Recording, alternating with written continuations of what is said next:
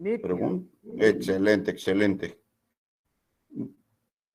Hablamos de fertilización, esto ya lo platicamos y hablamos de fertilización foliar, hablamos de fertilización no, al suelo. Bueno, interesante, des en cuenta. Fertilización foliar, ya hablamos. Importantísimo, jóvenes, siempre, siempre, siempre tratemos de mantener esas relaciones de las bases en el suelo. Ya lo vieron en suelo, pero yo solo lo recalco. Relación de calcio sobre potasio debe de andar el rango de 5 hasta 25 de calcio por 1 de potasio. Relación de magnesio sobre potasio debe de andar entre 2.5 hasta 15 de magnesio por 1 de potasio. Y calcio sobre magnesio, la relación es de 2 hasta 5 de calcio por 1 parte de magnesio. ¿Por qué razón le ponemos mucha atención a las bases y relaciones de bases? Porque de lo contrario, si no se cumple esto, se crea antagonismo, un desbalance, y la planta va a tener mayor disponibilidad de otros nutrientes respecto a los otros que no están disponibles. Ese es el antagonismo, que unos inhiben el desarrollo o la asimilación de los otros nutrientes.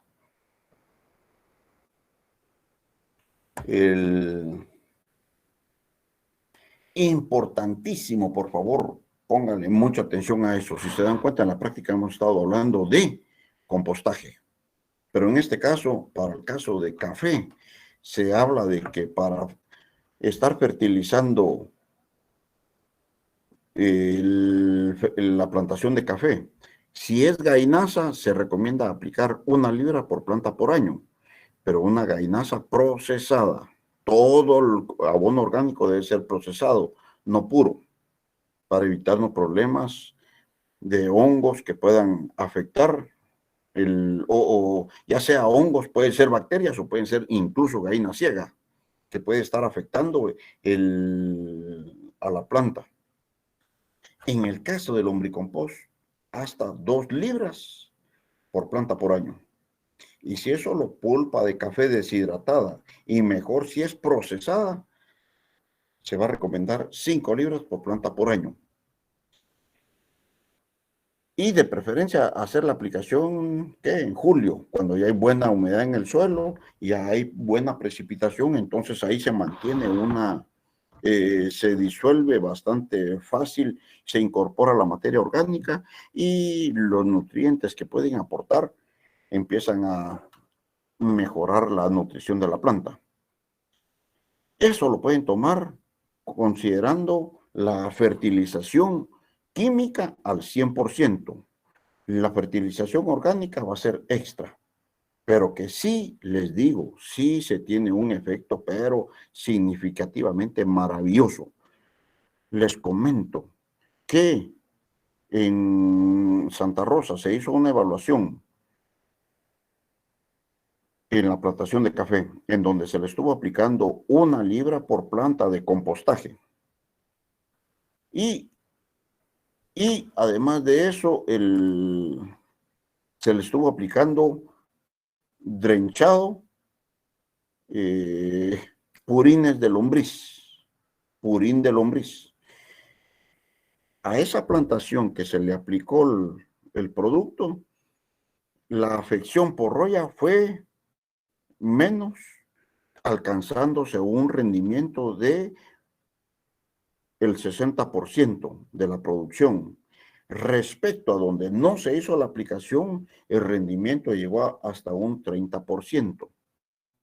¿Qué quiere decir eso? La conclusión es de que sí, la nutrición es clave para que la planta de café soporte más la incidencia del patógeno de Emileia bastatrix, que es la roya del café. Entonces, ojo, si tratamos bien a la planta nos va a responder de una mejor manera con producción. No es que sea un fungicida, pero sí el hecho de que la planta esté bien nutrida, eso le da resistencia a que no le afecte tanto cualquier problema patológico.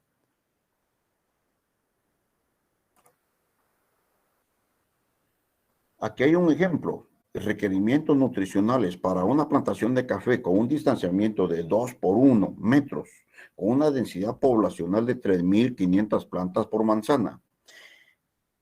Para una producción de 20 quintales por manzana de café pergamino, con un suelo con un pH entre 5.5 a 6.5, que es ideal para el café, va a requerir 100 libras de nitrógeno, 30 de fósforo, 120 de potasio, 50 de calcio, 25 de magnesio, 4.5 de zinc, 2 libras de cobre y media libra de boro.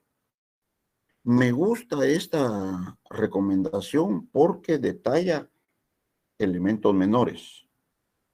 Esta es un poco diferente a lo que es promovida por Onacafé, pero también es diferente a lo que ya se presentó en una diapositiva anterior. Es otra alternativa de recomendación de nutrición. Importantísimo, por favor, pongámosle mucha atención. Vamos a hacer una recomendación de nutrición, pero para tener más claro, en fruticultura y en café más que todo, podemos tener esas tres alternativas. Fertilización granulada al suelo. Si es solo una, puede ser en agosto, septiembre, a mitad de la época lluviosa. Si son dos fertilizaciones, se van a tener una al inicio de la entrada de la lluvia, mayo, junio, y la otra a mitad de la época de lluvia, agosto, septiembre. Y si se hacen tres aplicaciones de fertilizantes al suelo, la primera a la entrada de la lluvia, mayo, junio, la segunda, agosto, septiembre, y la última, un mes antes de que termine la época lluviosa, octubre, noviembre, más o menos, por ahí. En lo personal, yo les recomiendo que dosifiquemos más la nutrición, que idealmente puede hacerse 3 aplicaciones al año. Por supuesto, esto está íntimamente relacionado con la disponibilidad de mano de obra, porque si el consumo de mano de obra es mucho más fuerte en este caso. Entonces, hay que tener un balance en estas circunstancias para ver qué me conviene más, 2 aplicaciones o 3. Además de eso, estamos hablando con nutrición, pero ahora nos saltamos a lo que es nutrición foliar. Adelante. ¿Podría volver a explicar las 3 aplicaciones? ¿Cómo es? Las 3 aplicaciones. Tenemos 3 alternativas. Una sola aplicación a la mitad de la época lluviosa. 2 aplicaciones, haciendo la primera aplicación al inicio de la época lluviosa, que es mayo, y la otra agosto, septiembre, más o menos, a la mitad de la época lluviosa. Y la tercera alternativa, que son 3 aplicaciones al suelo, que es lo que yo más le recomiendo para que le estemos dando de comer constantemente a la planta, siempre y cuando se tenga disponibilidad de recursos económicos por los pagos de los jordales. En este caso, hacemos la primera aplicación al inicio de la época lluviosa, la segunda a la mitad de la época lluviosa, agosto, septiembre, y la tercera un mes antes de que termine la época lluviosa. Y esto va a ser a más o menos octubre, noviembre.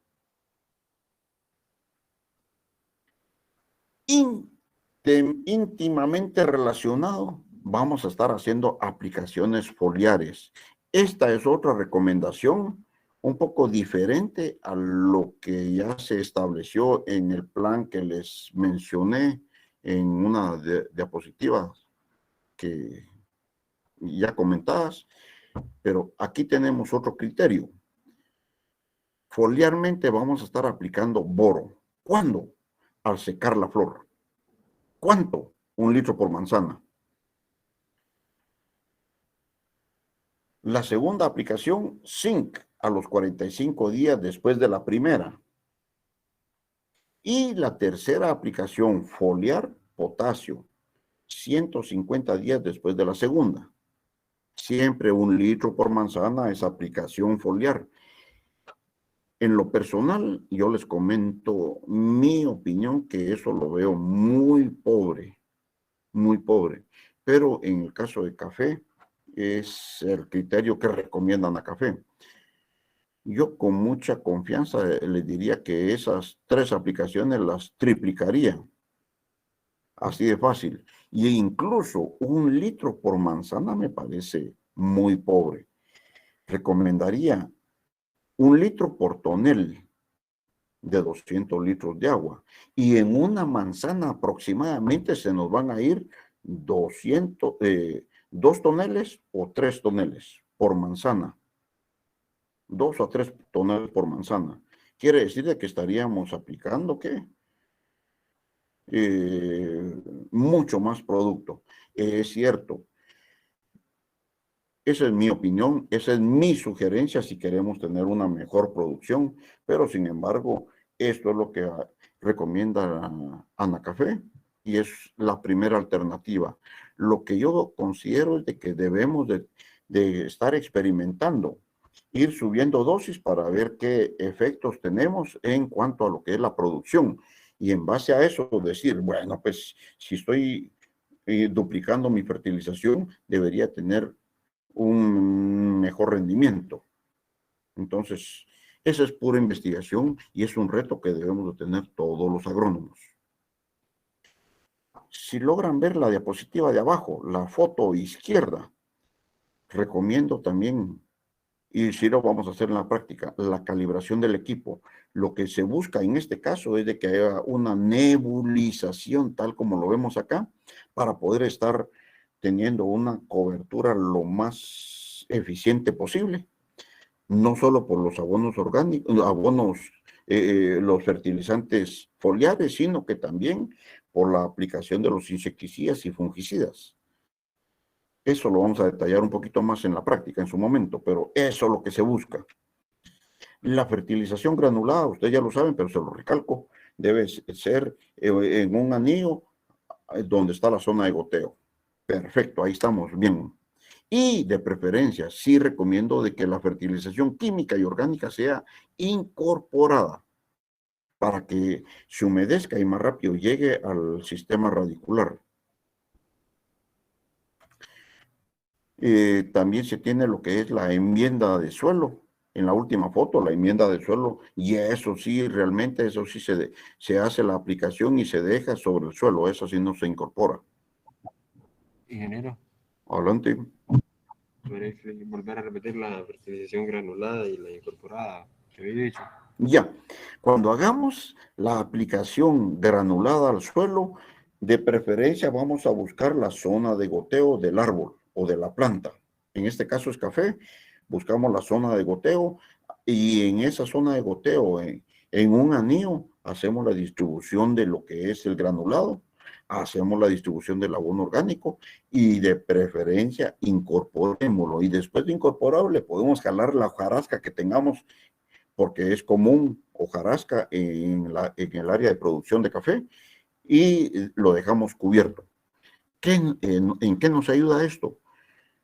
En que el químico y orgánico va a estar más cerca de lo que es la rizósfera, la raíz se lo va a comer con mayor facilidad porque está más cerca de ella, y además de eso, el hecho de colocar sustrato, hojarasca, que es el famoso mulch, va a mantener la humedad del suelo. Entonces, conforme llueve, se mantiene la humedad y se mejora y se tiene mayor disponibilidad de los nutrientes. ¿Ahí estamos bien? Ingeniero, Sí, Lipe. ¿qué tan cierto es que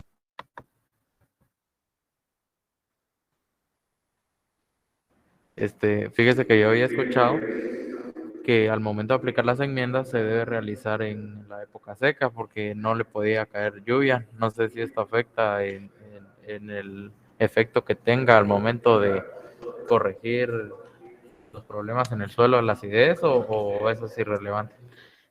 Gracias, Lipe. Fíjate vos de que según mi experiencia es de que la enmienda se va a hacer en base al porcentaje de aluminio intercambiable que pueda haber según el muestreo de suelos. Pero la aplicación de la cal se va a hacer en la parte donde se considera que está la raíz, tal como lo estamos viendo en esta plantilla, en esa foto, y puede ser en la época seca o puede ser en la época de lluvia. Lo importante es de que en la época seca, o va a ser antes en la época seca, pero antes de que empiece a llover. Hacemos la distribución y, por supuesto, lógicamente, esa cal va a activarse siempre y cuando haya humedad en el suelo. Si no hay humedad, no hay reacción. Entonces, lo que le va a dar vida y va a dinamizar el proceso de mejora del pH de ese suelo, porque se hizo una enmienda, entonces va a ser la humedad. Eso es lo que normalmente recomiendan antes de la época de lluvia, pero la podemos hacer en la época de lluvia y al fin y al cabo la bendita agua va a venir, va a humedecer, va a difundir, va a filtrar lo que es la cal y va a empezar a actuar haciendo los respectivos cambios de pH.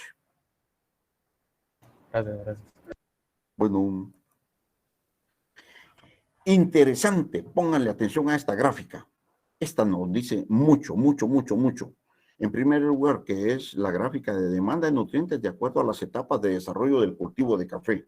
La podemos considerar como una gráfica general y que la debemos de poner en práctica en el área específica de producción para nosotros. Pero en este caso, des en cuenta, la curva azul es el crecimiento vegetativo de la planta.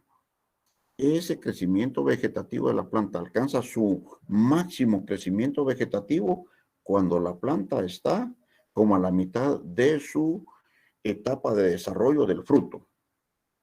Y luego empieza a decrecer. ¿Por qué razón? Porque la planta se sigue concentrando en la producción de café para su crecimiento vegetativo, para sincronizarse con la producción de café. Esa es una. O antes, bueno, y antes, por supuesto, empieza desde que la planta no tiene crecimiento vegetativo y se va incrementando hasta que llega a ese punto máximo en donde está el punto de desarrollo del fruto de café. Eso es relativo para cada una de las áreas, porque esto es muy específico. Por ejemplo, más o menos en septiembre se está alcanzando el máximo desarrollo vegetativo. Y luego empieza a decrecer porque se está concentrando en la producción. Ese es un aspecto. Otro aspecto para lo que es nutrición es de que vamos a estar haciendo aplicaciones de zinc, boro y potasio durante el desarrollo de la flor. Zinc, boro y potasio. En este caso, desde todo el mes de enero, febrero, marzo y todo marzo. Esos 4 meses. Pero enero, febrero, marzo, abril, perdón, hasta abril, 4 meses de desarrollo del fruto. Si se dan cuenta, según esta gráfica, ojo, porque esto es lo que como agrónomos tenemos que ir manejando. Según esta gráfica, tenemos el pico de floración en el mes de abril, a finales de abril, principios de mayo.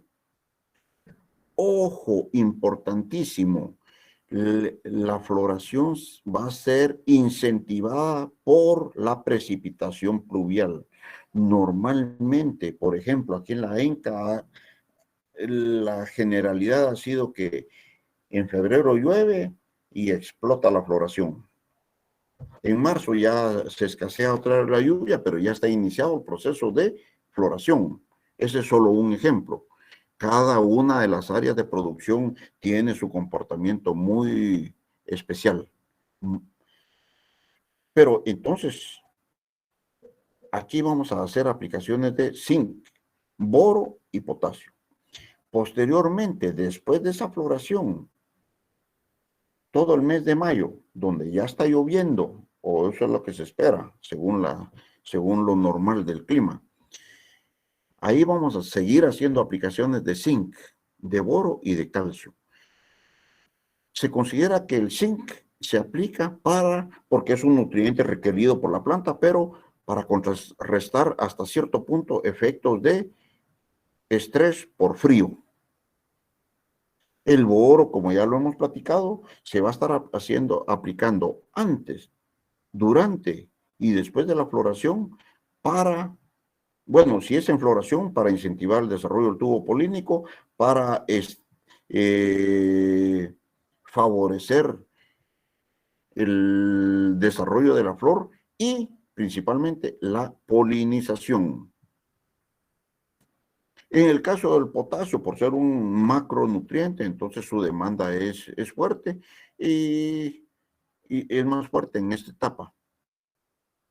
En el caso después del pico de floración, que es donde estamos viendo esa flor del café, aplicamos calcio también. El calcio es un nutriente que se necesita para fortalecer la pared celular. La estructura de las plantas, paredes celulares es clave, además de que tiene otras funciones. Posteriormente, des en cuenta, cuando ya se cayeron los pétalos, cuando ya cuajó el fruto, más o menos en el mes de junio, en junio ya empezó a cuajar el fruto, en este caso en particular, y empieza a desarrollar ese fruto desde junio hasta lo que es a mitad de septiembre. En ese caso, la demanda de nutrientes para el desarrollo de fruto, es nitrógeno, fósforo, potasio, calcio, magnesio y azufre. Posteriormente, después, cuando ya el fruto está desarrollado, ya llegó a su punto máximo de expresión de crecimiento y desarrollo, automáticamente empieza el proceso de maduración. Más o menos que octubre, noviembre, diciembre, en donde la demanda de nutrientes es NP, nitrógeno, potasio y azufre. Esto es, en general, cómo podríamos estar distribuyendo los nutrientes según las demandas, según el crecimiento o las diferentes etapas de desarrollo, desde floración, desarrollo de fruto y maduración. Inge, Adelante. había dicho que se tenía que aplicar zinc, boro y potasio, pero no sé si es al inicio de la floración o en qué momento mencionó. Zinc, boro y potasio. Zinc, boro y potasio desde el inicio de la floración, cuando ya tenemos yema hinchada en café va a ser cuando ya esa yema es una yema redonda que solo está esperando que caiga unos 2 aguaceros para estimular una preciosa floración como la que tengo aquí al fondo. En esa etapa es donde se recomienda zinc, boro y potasio. ¿Y para qué digo que servía el boro? El boro en fruticultura y en flores, por supuesto. En floración va a estimular desarrollo de tubo polínico. Entonces vamos a facilitar la conducción del grano de polen desde el estigma hacia el ovario. Se facilita. Esa es la ventaja número 1. Además de que el boro estimula el desarrollo de la flor. Esa es la función más relevante en esta etapa. Y cuando ya cuajó el fruto, dijo que se aplicaba NPK, calcio y magnesio. Y azufre. Gracias. Bueno, ¿y por qué razón NPK? Son macronutrientes, el fruto está en pleno crecimiento, y aquí ya logró división celular, pero al inicio, cuando el fruto es pequeño, lo que se necesita es división celular. crecimiento y después vamos a tener un desarrollo de ese volumen del fruto. Entonces demanda también nutrientes. Y recuérdense que si es un suelo pobre el que donde está la plantación de café, ¿qué va a pasar? Va a producir frutos pequeños. Entonces, incluso no van a ser de la forma normal, sino que van a ser así tipo chibolita. Y de hecho, por esa razón es de que existe cuando se está beneficiando el café y se tuesta, por ejemplo, se encuentra mucho defecto. Un café tipo chibolita, así redondito, entre otros defectos que puede tener. Y eso se debió a una mala o deficiente nutrición en la planta.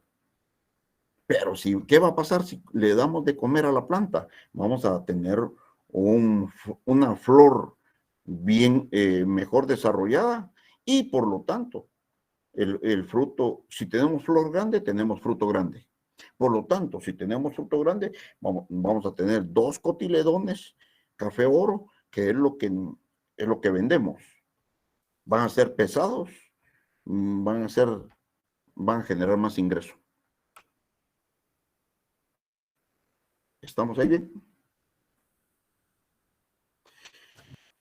Esta gráfica, así como esta, más que la anterior, aquí resumimos un comportamiento del grano de café en un lugar muy específico, la región 5, en donde podemos ver región 5, Huehuetenango y San Marcos, Huehuetenango y Quiché, región 5, en donde vamos a encontrar cuáles son los tiempos de desarrollo del grano de café en esta región. Esto es específicamente para región 5. Y lo que pasa, ¿por qué insisto en esto? Porque yo quiero que conceptualicemos, que entendamos de que para cada una de las regiones, para cada una de las localidades donde se produce café, los tiempos son diferentes en cuanto de la etapa de flor a cosecha. Y agronómicamente esa información para nosotros es clave, porque entonces nos ubicamos cuando tenemos que anticiparnos con la contratación de mano de obra para mantener al día el proceso de cosecha que ha costado 1 año de desarrollo, pero se va a concretar en ese periodo de tiempo. Recuerden, si el tiempo y esto es clave también, si tenemos un periodo de floración de 1 mes, quiere decir que mi periodo de cosecha se va a trasladar a 1 mes también. Entonces, ahí ya podemos ir concretando información útil para el manejo del cultivo. Importante, des en cuenta. La etapa 1, inicio de crecimiento del fruto, dura aproximadamente 25 días. Bueno, en este caso es específico, 25 días. 25 días que conste para la investigación que se hizo. Pero sí va a ser un más o menos, por supuesto, por lógica. Etapa 2, formación y lignificación del pergamino. La formación y lignificación del pergamino que dura aproximadamente 60 días. Etapa 3, por supuesto, las etapas van en orden. Etapa 3, el llenado del endospermo. Puro llenado de lo que es el cotiledón. Aquí vamos a tener 105 días. Vamos a tener la etapa 4, que es la formación del mucílago y madurez fisiológica. Eso se logra 45 días después de las anteriores etapas. Y por último, madurez para corte va a durar alrededor de 15 días. En resumidas cuentas, si sumamos todos estos periodos de tiempo de las diferentes etapas, vamos a llegar a tener 250 días. Esos 250 días representan la etapa desde la floración hasta la cosecha. Esa información técnica es importante que la manejemos porque nos ubica para conocer más el proceso, nos ubica para fertilización, nos ubica para conocer cuándo tenemos que cosechar o anticiparnos a la contratación de mano de obra para cosecha. ¿Está claro? Ingeniero, Adelante. en la formación del mucílago en madurez fisiológica, dijo que eran 45 días, pero ¿después de qué? Después del llenado del endospermo, después de la formación y lignificación del pergamino, después del inicio de la floración. Gracias. Bueno, por esa razón les mencionaba, las etapas son secuenciales hasta culminar con lo que es el corte. Importantísimo también, vamos a hacer fertilizaciones en el suelo. Si el pH está arriba de 6.5, se recomienda aplicar sulfato de amonio. ¿Por qué razón? Porque este tiende a acidificar el suelo. Si el pH anda entre 5.5 a 6.5, la recomendación es utilizar urea. Si el pH está abajo de 5.5, la recomendación es aplicar nitrógeno en forma de nitrato de amonio. Y eso aplica para todos los frutales.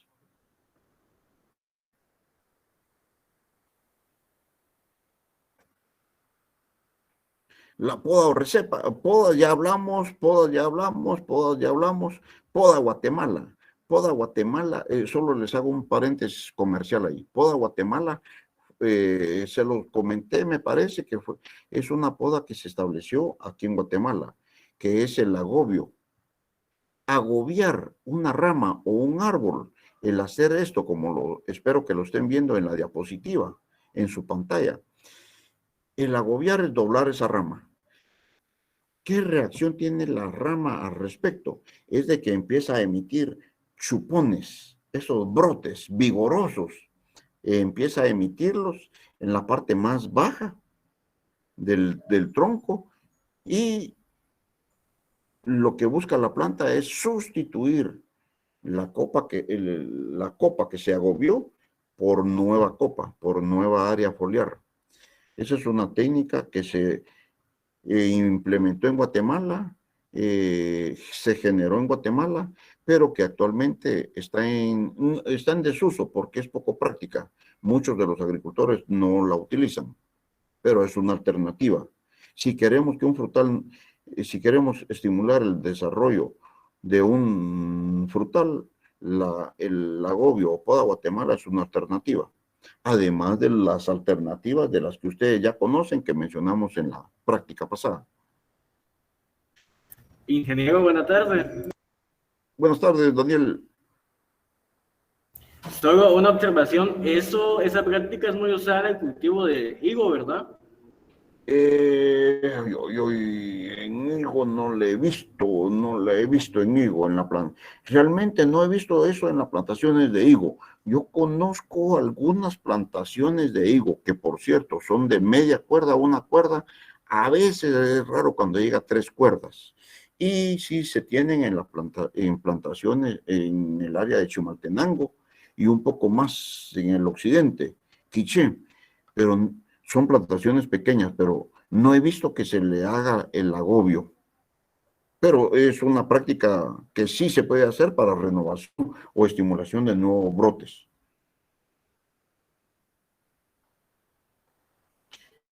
El descope es otra práctica. Tenemos la planta de café tal como lo ven ustedes en la diapositiva. ¿Y qué se hace? Se elimina la parte superior de la copa a 1 metro de altura. Se estimula el crecimiento de 1 o 2 ejes que van a ser nuevos, porque van a ser nuevos ejes que van a sustituir la copa vieja, y va a ser una nueva área productiva. Ese tipo de podas se maneja también. Habíamos hablado de la recepa en café, tal como lo ven en su pantalla. Ahí tenemos la recepa a 25 a 35 centímetros de altura, y en este caso se están manejando 2 ejes. Puede manejarse 1, 2 o 3. Muy recomendable 1 o 2. ¿Estamos bien ahí? Sí, Inge, Adelante.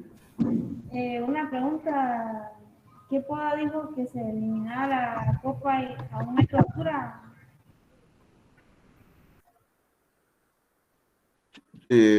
¿Cuál es tu pregunta? Mi pregunta es de que si, ¿en qué poda había mencionado, en qué tipo de poda que se eliminaba la copa a 1 metro de altura? Ah, ya, ya. Sí, en la poda de escope, en la poda de descope que se maneja en café.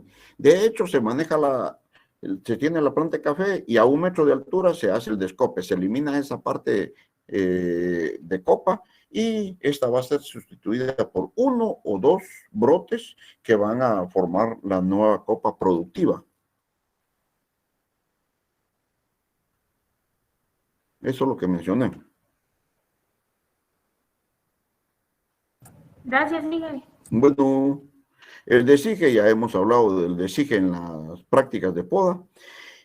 Este cuadro se los compartí. ¿Por qué razón? Porque sí es importante que reconozcamos la función de algunos de los productos químicos, en este caso fungicidas para el control de las diferentes enfermedades que se presentan en café. Por ejemplo, tenemos el ambil hexaconazol, el antracol, que es el propinel. Por ejemplo, ambil hexaconazol, que se recomienda principalmente para roya. Este es un producto específicamente para roya porque pertenece al grupo de los triazoles. Además de eso, mancha de hierro controla. Alto 100, que es un ciproconazol, es pariente del ambil, es un triazol para control de roya también.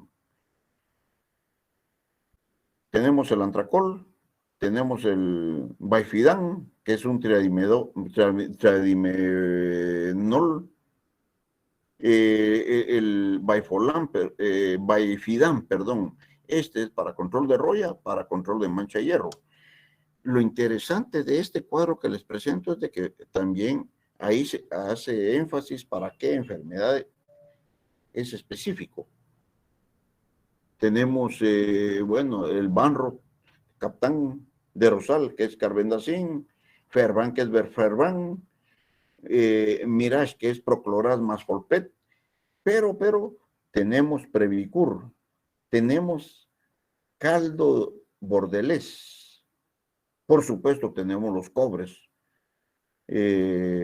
óxido de cuproso, hidróxido de cobre, óxido de cobre, el caldo bordelés, que este es uno de los fungicidas que se ha utilizado desde el inicio de la Revolución Verde y que todavía se sigue utilizando por ser un producto no, o es un productazo que tiene eficiencia en el control de muchos hongos.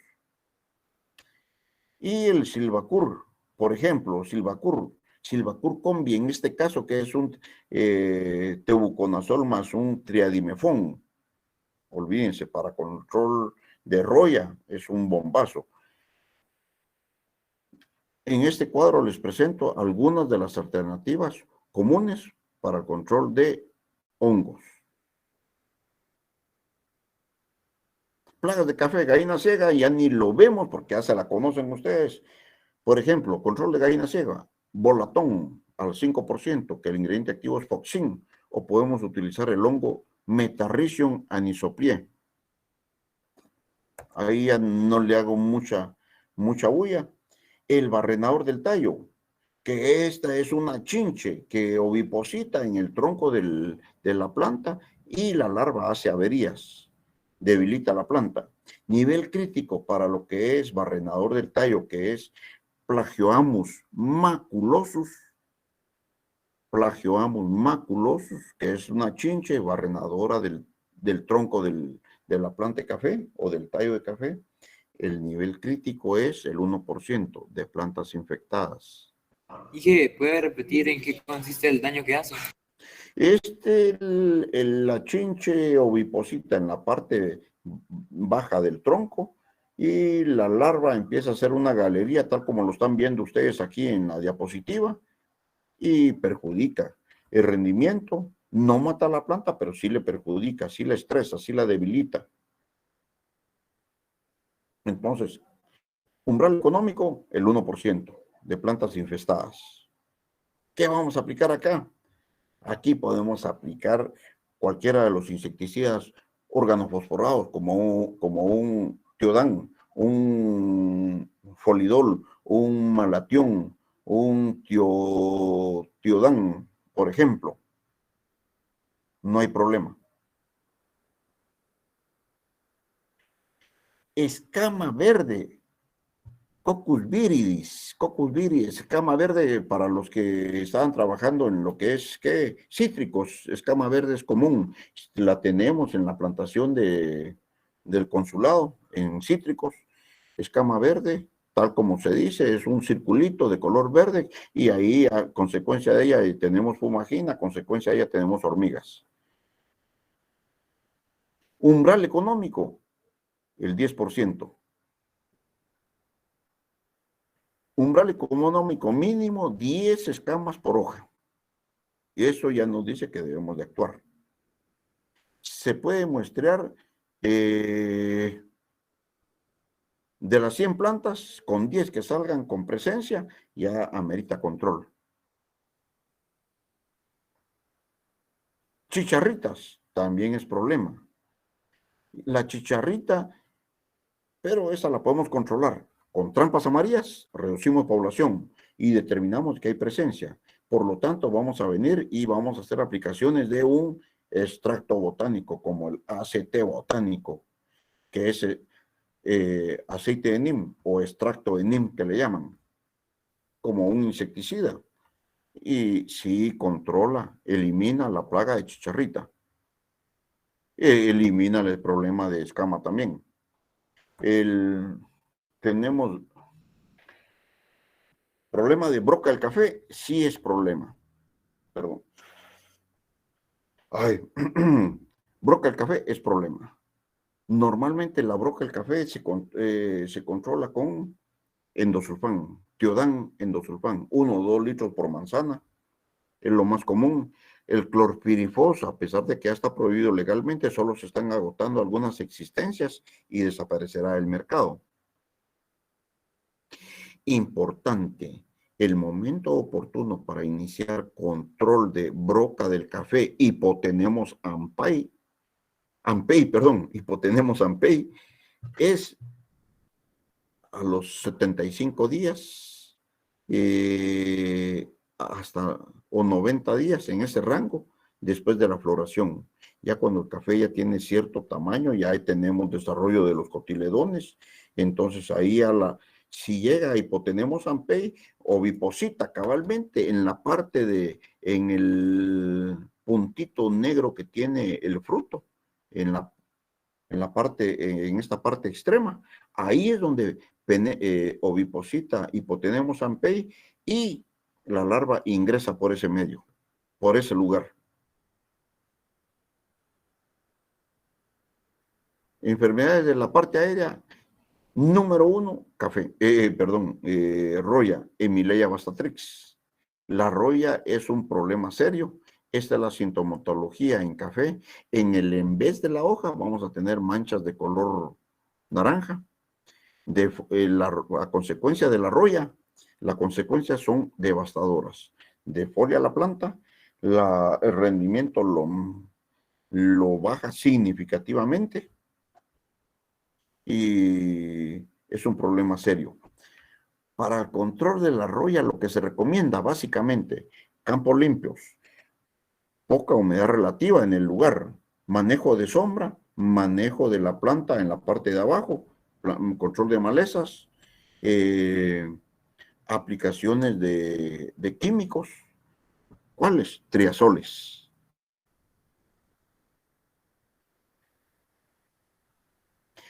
Se recomienda hacer una aplicación de triazoles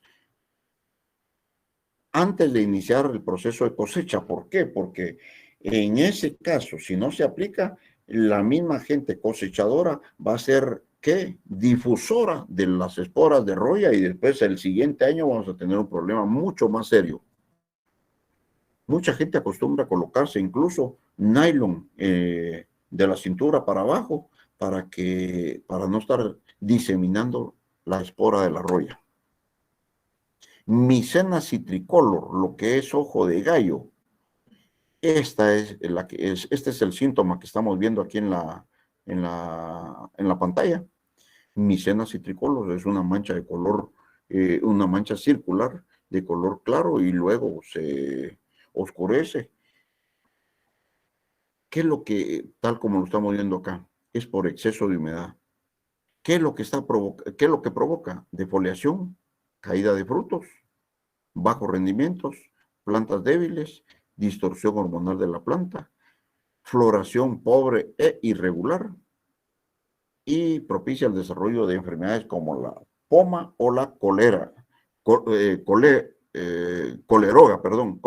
Corticium coleroga, que es otro hongo.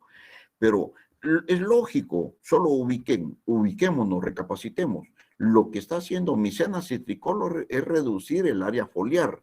Y si la planta no tiene una fábrica foliar para estar al 100% produciendo todo lo que necesita, entonces la debilitamos, la estresamos y la acabamos.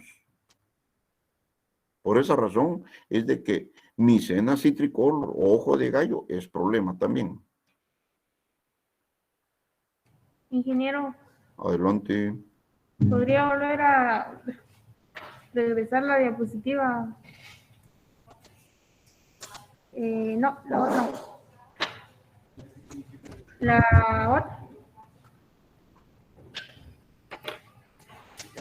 Esa, ¿Esta? Sí, un ratito. Ya. Ay, importante, no lo había dicho, pero sí, Micena citricolor es una enfermedad de época lluviosa, pero su control se previene o se reduce en época seca. Ahí es el momento ideal para tener ese control. De lo contrario, en época lluviosa ya no controlamos el problema. Solo admiramos cómo nos va a estar afectando. ¿Estamos ahí? Gracias, Inge. Bueno, Micena citricolor.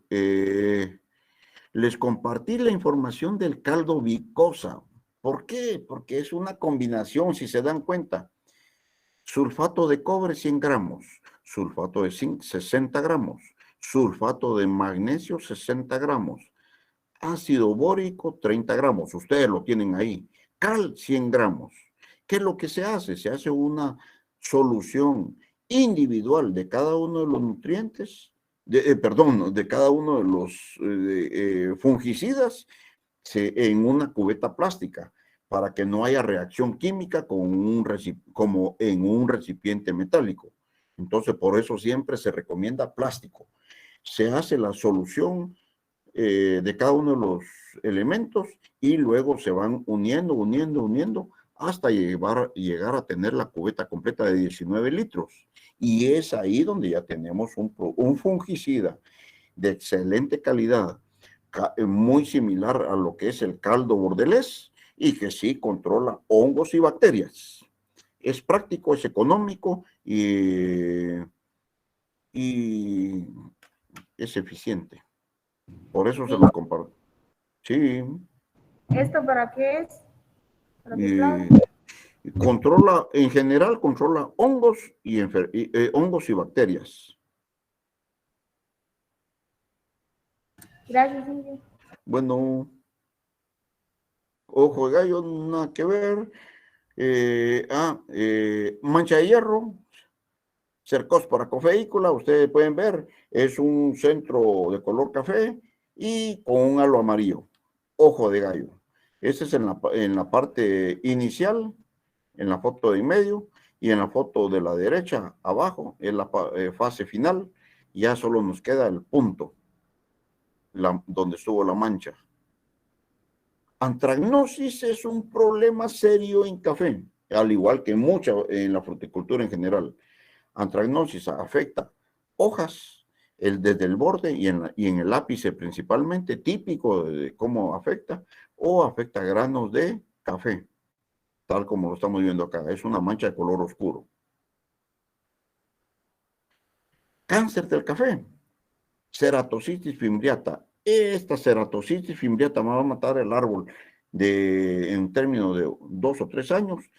Ceratocitis fimbriata es un hongo que se encuentra en el suelo y va a ingresar a la planta a través de una herida mecánica, ya sea por nematodos o por herramienta como un asadón o un machete.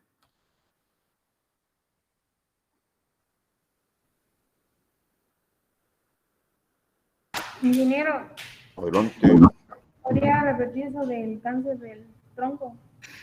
Cáncer del tronco. En café, ceratocitis fimbriata es el agente causal. Este es un hongo que vive en el suelo y va a ingresar a la planta de café por heridas causadas por nemátodos, por gallina ciega o por heridas causadas por asadón cuando se limpia la plantación o por machete. Por ahí va a ingresar el patógeno. Este ingresa y empieza a obstaculizar los haces vasculares, xilema y floema, y entonces la planta empieza a desmejorarse y la planta llega a morirse en términos de 2 o 3 años. Gracias, Inge. Bueno, eso es en cuanto a lo que es el tema de café, jóvenes. Esperamos vernos. Sí, Daniel. Una consulta, las diapositivas sí las va a pasar. Ay, papaito, vos no me has estado poniendo atención, vos, hombre. Si lo he dicho, todas las clases que han habido desde el año pasado y este año, no hay diapositivas. No, usted ponga atención, vea, apunte, pregunte, participe. No. Yo espero de que el día lunes, primero Dios, les vaya bien en el examen va a venir sencillo, lleven calculadora, de repente la van a utilizar, y además de eso, el examen es presencial, es físico, y ingresa todo lo que hemos visto, hasta café. Lo que vimos en práctica, ingresa también, práctica número 1.